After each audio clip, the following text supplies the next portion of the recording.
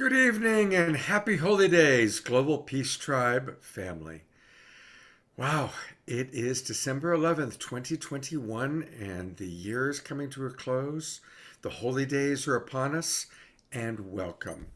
And right away, I see we've got about 50 of our friends, including so many of our regulars, and it's great to see Scotty and Lynn and John and Leaf, Guru Nam, and as you all know, tell us where you're from. And it's really, I just always love starting this evening by seeing all of you that are some of our regulars, some of our friends, and certainly welcoming any of you that are new to our show, or at least new to the early Zoom Room show. And tonight I want to make it participatory. We are going to be sharing Holy Day stories. So if any of you have a special memory, a special story that comes up for you around Hanukkah, Christmas, Thanksgiving, New Year's, put it into the chat box and I'll read it. And I'm going to bring on a couple of dear friends to share some of their stories. And I'm going to start with the wild monk of Mystic Monastery, our dear friend Jerry Anderson. You know, you get to see Jerry dancing, but he does speak. He does have a voice. Jerry, it's great to have you with us as part of our early show.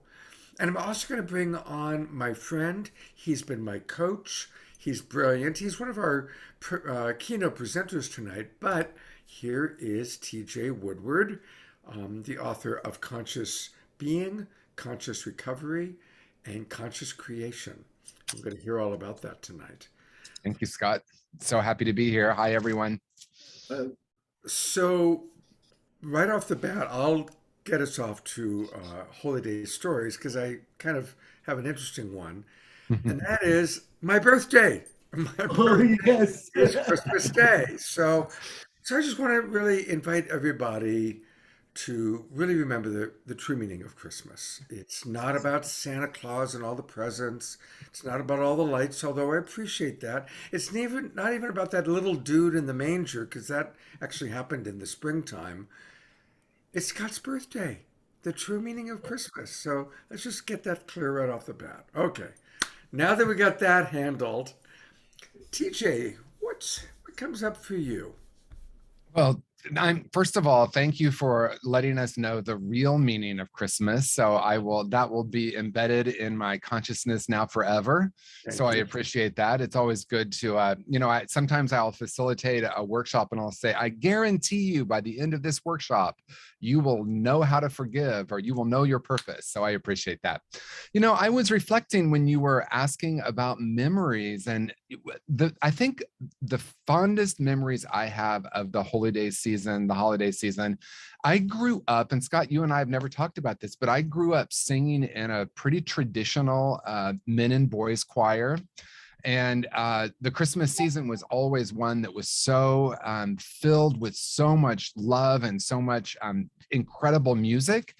And there's something about growing up singing in that way that gave me a really special relationship with Christmas and the Christmas story, because it was where I first realized the power of music and the energy of music. And, it's the Episcopal Church. And if you haven't been, I grew up, I called it guilt-free Catholicism.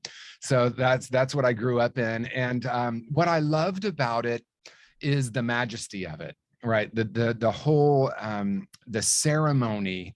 And I also what I really love about it is I really understood at a very young age that life is energy. And I would remember being in the Christmas services and being in the energy that was created by the incredible music and by the intention. So before I even tried to understand the story of Christmas, I really leaned into the feeling of Christmas. Now, we could contrast this with what a lot of it was like in my house growing up during the holidays. And I know that one of the things we're going to be exploring this evening is the light and shadow of all of it, right? Some really beautiful memories, maybe some not so great memories, and how we use all of it as fertilizer for growth. So that's the first thing that came up for me.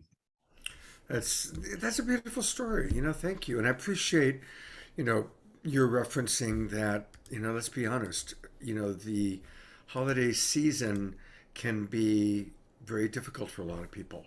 And I want to acknowledge that. I want to acknowledge that for some people it's a beautiful time. For some people, they're excited to see their family. For some people, they dread seeing their family. Some people, they don't have any family. Right. Oh, and it's important to acknowledge that for everybody. Um, Jerry, what comes to your mind in terms of a significant first memory about the holy days? I really don't have one that's like inspirational or whatever, but I would say that my experience of this time of year is really about how dependent we are as light beings on light and the shortness of the day and how it affects us in those ways. And so this changing from shortening in days to lengthening again is the most important part to me in my health and my attitudes, all kind of things. So I really appreciate the more sunlight. Beautiful. So I want to again, sorry, I want to remind people to please give us your stories. If anybody in our Zoom room has anything they want to share about the holiday season, please let us know. I'd love to read it. I'd love to know that. I would love this to be interactive. So here's a question for TJ and Jerry, and I might tackle it also. How do you make this season especially holy? I love calling it the holy days as opposed to the holidays. What do you do, TJ, to make it a holy day or a holy time? Well, I love the question. And Jerry, I love what you were sharing too, because really any time of the year, any moment, we can use what is in front of us as a guidepost, right? It can be a story that we can use. And so, for example, if you look at the Christian story of Christmas, it really is about the birth, right? And some of us might take that literally, but if we use that as a metaphor for our life, and I love, Jerry, that you talked about, in the Northern Hemisphere, right? We're moving into the longest night of the year. And it could be said that Christmas is a celebration because the history, of course, it predates Christianity. It was the celebration of us moving to the light. But there's also something really important for me about looking at the value and the importance of embracing the darkness. The seed needs that darkness in order to grow. And so if you're anything like me, I spent a good portion of my life trying to chase what I considered light. I wanted these experiences that were beautiful, that were loving. And I realized at some point that the Christmas story, for example, or the Hanukkah story with the celebration of light, we also can very easily and perhaps unconsciously create duality in saying, I want more of the light and less of the dark. And we've all heard the phrase shift happens, right? And we know where that originated. But I like to say fertilizer happens because it's just one slight shift in perception. And I realize that the conditions for the seed to grow, it doesn't grow if you leave it outside in the sunlight. Right, it will get burnt. So having it in the soil, look at all that metaphor, right? The darkness, the dampness, that's an important part of our evolution. And it could also represent the unconscious, which I'm going to be talking about in my talk this evening. But looking at and honoring the time that we spend in that darkness and in the silence and really creating the conditions for that spiritual growth. And to me, that's how we can use the Christmas story, the time of year with the solstice. All of this is useful for us to be able to embrace both the light and the dark. Beautiful. Thank you. Um, I see that Chief Phil Lane is with us. And so, Phil, if you're ready, I'm going to bring you on in a minute. Just want to kind of give you an advance warning there. And I want to read a couple of the comments that came in. Janet, who's one of our regulars, I believe, from Alabama, if I recall correctly, writes, I love the shorter days and the cooler weather. Mm. Kuru Nam wrote something beautiful. He said, one year on Thanksgiving, I fasted, and it felt like I was holding some kind of balance in the universe while most everyone was overindulging. Mm. That's a beautiful story. And I have heard of people who have chosen to fast um, on holidays or holy days.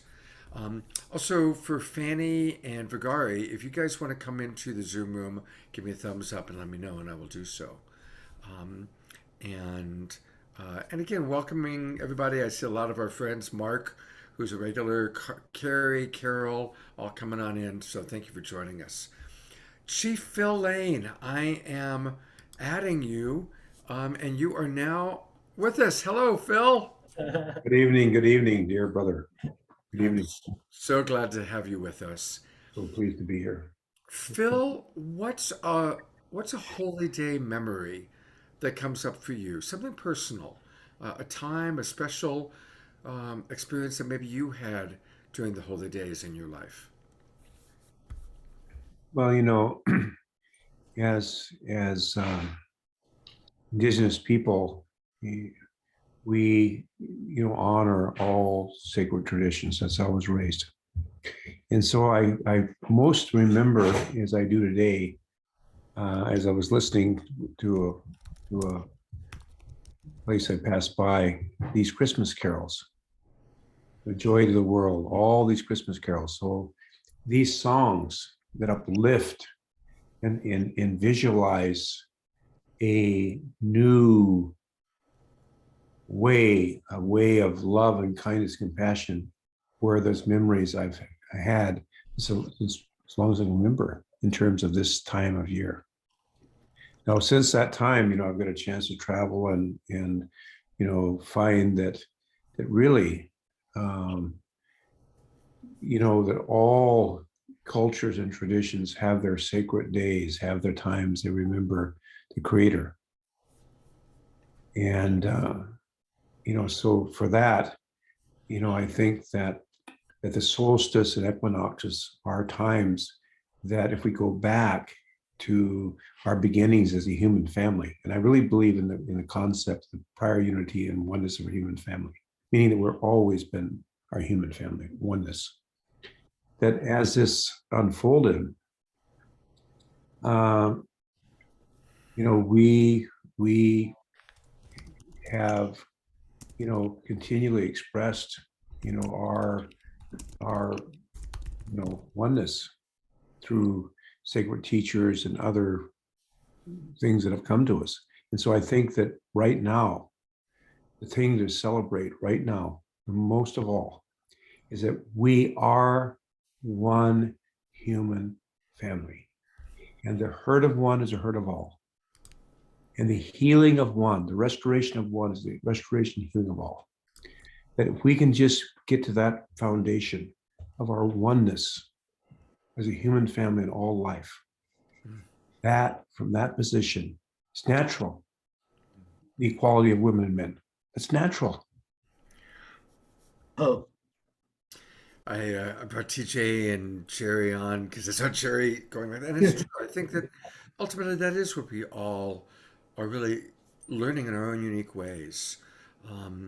And as we embrace oneness, I invite us all to look at our judgments. When am I having just a thought that I'm somehow smarter or more evolved or more spiritual or more this, that, or the other thing? If we can start really noticing our judgments, and then, oh, there I go. And don't judge yourself for judging. Just, right? Don't judge the judge, but just go, oh, there I go again. And then remember, oh, there I am as Jerry. There I am as Phil. There I am as TJ. Some beautiful comments, by the way, from our guests in the chat box. Dorina Choi writes, here's to fasting, feasting, and celebrating all holidays from all traditions and parts of the world and universe. Absolutely. Iona writes, namaste. Yes, balance between light and dark while on this plane. Blessings and love. We are all lights. Bonnie Lee, one of our regulars, writes, joy to the global peace tribe. The world is one. Hey, I like that. That's a way of kind of adapting that song. Connie and Andrew, who are absolute beloveds, right? Yes, dear brother Phil, we are one. And thank you, everybody, for the birthday wishes. But you can wait for 2 more weeks. And we are going to do a show on Christmas night. I'm going to host a show, so that'll be great. Charlotte, one of our regulars, writes, Solstice is one of my sacred holy days. Mm. On the longest night of the year, I reflect on the darkness, giving thanks for what no longer serves me, and setting my intention for what I want to bring in with the coming of the light. It's kind of like my new year. So thank you, Charlotte. That's a beautiful practice. So that's a good segue for a question for each of you. What's a practice or a tradition that you embody or that is part of your lineage or part of your current way of doing life? What's a practice that comes up for you around the holiday season, similar to the practice that Charlotte just shared? TJ, I thought I saw a light bulb go up. Oh, sure. Yeah, I would love to share that. You know, when you were reading what Charlotte wrote, I thought that was so beautiful because a practice, a wise person once said there are 3 steps to awakening: awareness, awareness, and awareness.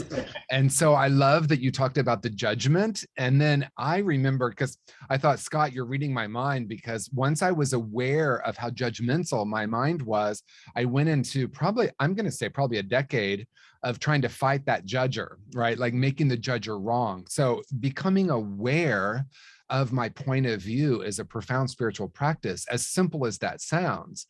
And then also recognizing that the truth of who and what we are is unharmed and unharmable, that there is a place within us that is the spark of divinity. And for me, the solstice is an opportunity, as we talked about, blending and honoring the dark and the light, and then asking the question, what wants to emerge right now? And then being present with what shows up. Because for a long period of time, I was living in very dualistic thinking. There were things that were good and things that were bad, and I must learn how to get rid of the bad so I can have more of the good. And then I realized at one point that it was in the integration of all of that that I could start to choose something really different. So the practice is awareness. It's awareness of what I'm feeling. It's an awareness of my point of view. It's awareness of what I'm making something mean, right? If I turn on the news, which I don't anymore, but when I did, or if I look at social media, what interpretation am I creating? And then it comes down ultimately, I guess the last piece I'll say is compassion for myself and others, compassion for my point of view, compassion for my emotional state, infusing everything with love and compassion and understanding. The world can change in an instant when I'm willing to do that. Beautiful. Thank you so much, TJ. That's just beautiful. One of the things that has helped me with the judgment piece is differentiating between judgment and discernment. And most of the time, if we can recognize, okay, am I actually just trying to discern where I want to put my time and my attention and my energy, versus am I actually making somebody or something bad or stupid or wrong? And so here in my home, we say no BSW, no bad, no stupid, no wrong. And recognizing, and sometimes we do fall into BSW thinking, and other times it's actually just discernment, masquerading as judgment. Jerry or Phil, do either of you have anything you want to share about it? Trick I learned, and it works for me on the judgment side of things, is I challenge myself to find a compliment for every person I come near, just in my head. Yeah. So give me an example of how you do that. Well, when you look at somebody who's like in a wheelchair or whatever, and you might think, well, that person, is unhealthy or needs some kind of health, it's just to find a compliment that that person in the wheelchair deserves. Could be their just honesty, or their, like TJ, his vulnerability just shines so bright that it inspires us. Yes.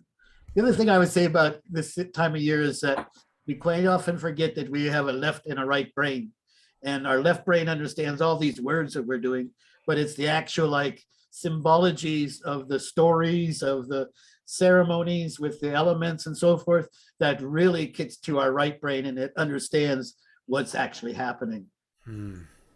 Thank you. Chief Phil, I am going to pull up this document that you just sent, and we'll talk about it in greater length during the main show. But tell us a little bit right now about the Four Worlds Global Impact Fund.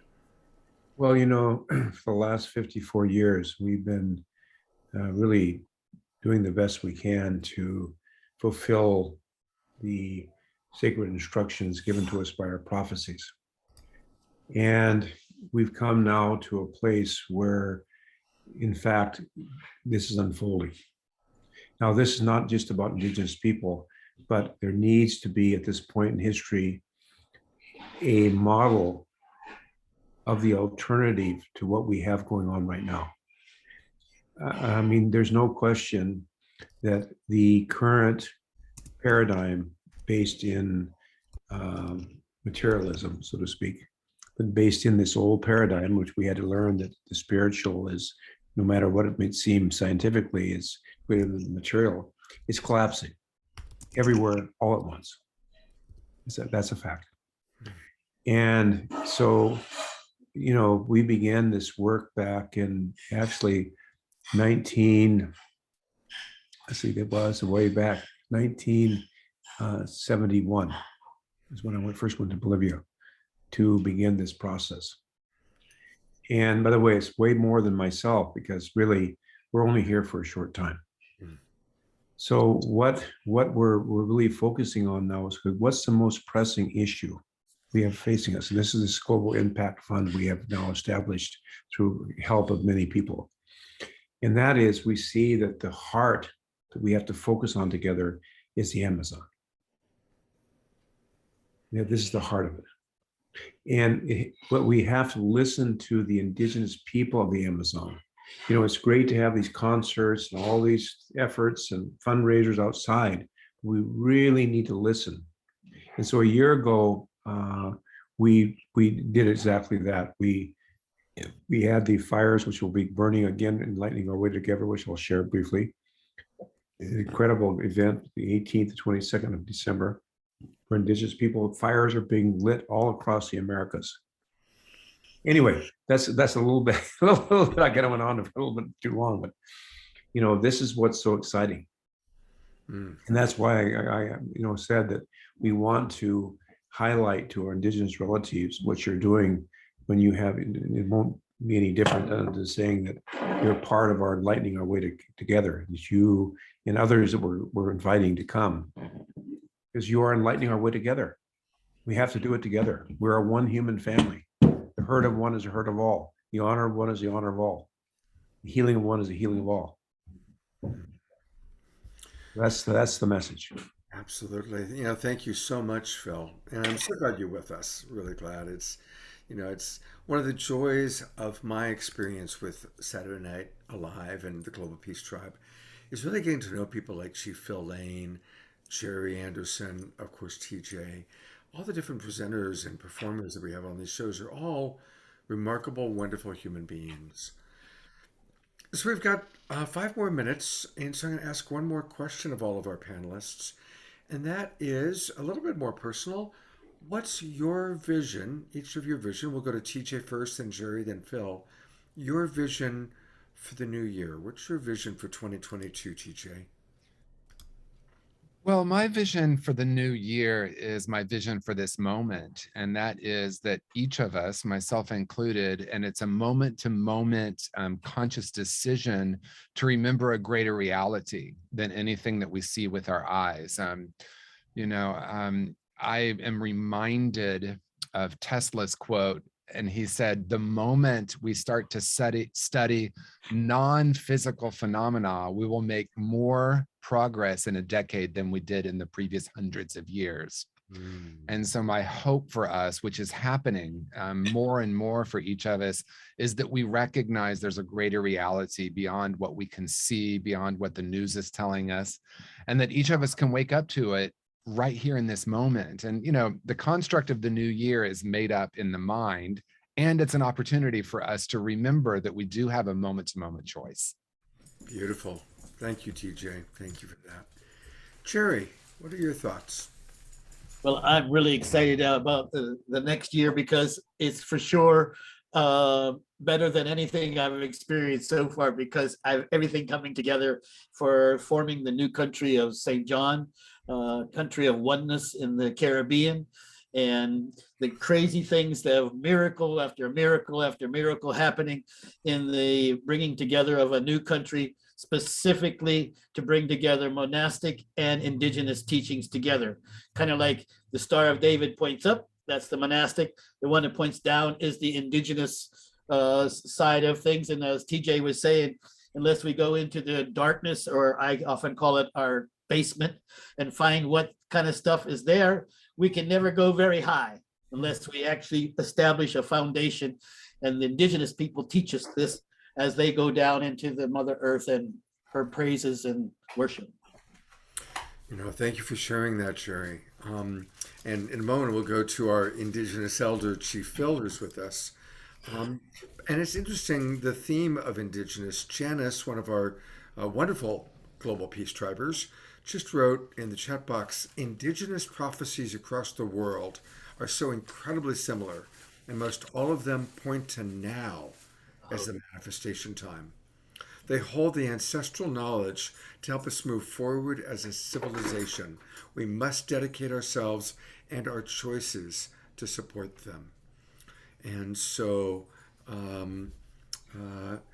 Phil, we just got a minute before we start the main show at 6 o'clock. Do you want to? I would just say this, is that that all human beings have been given gifts. Some have been given the intellectual gifts that brought us to today. Indigenous people have been given spiritual gifts. So I'm saying there's emotional gifts, spiritual gifts, intellectual gifts, volitional gifts, but there's a contribution here from Indigenous people. It's very simple. That every member of the human family has contributed, but now the thing is we need the spiritual foundation to move forward. Without the spiritual foundation, we have nothing. We'll end up exactly the same place we ended up today. Has no spiritual foundation. Thank you very much, Phil. That's a good closing point. So, as those of you who come into this room know, this is our early Zoom room show, just for our kind of closer family and friends. We're going to go live on Facebook in 1 minute. And I do want to read what Connie and Andrew wrote. They wrote, I saw 30 years ago that what's next in the evolution of consciousness is that we will come to understand what the Indigenous people already know about the nature of the universe. Isn't that true? All right.